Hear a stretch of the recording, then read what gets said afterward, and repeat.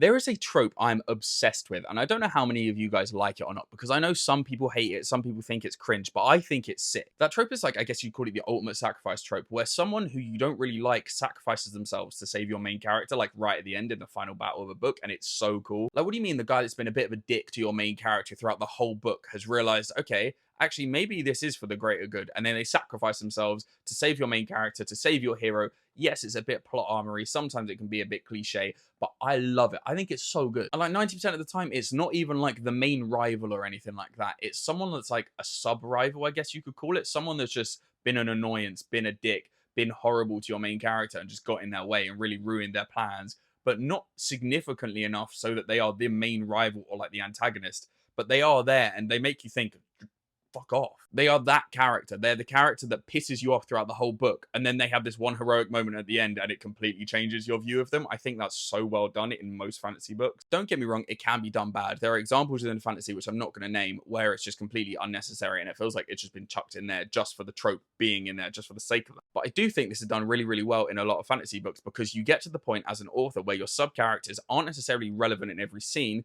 but then you can have them relevant in these kind of scenes, but they can also help push the plot forward and develop your main character because that is the whole point of sub characters. But when you let them have their moments, in heroic moments like these, where they sacrifice themselves to your main character or for the greater good or for the cause, it's amazing. But let me know, do you agree? Do you disagree? Do you enjoy this trope? Or do you just think it's crap that's just chucked in at the end of a book, just be cliche for no reason at all? Make sure to like, make sure to follow, and happy goddamn reading.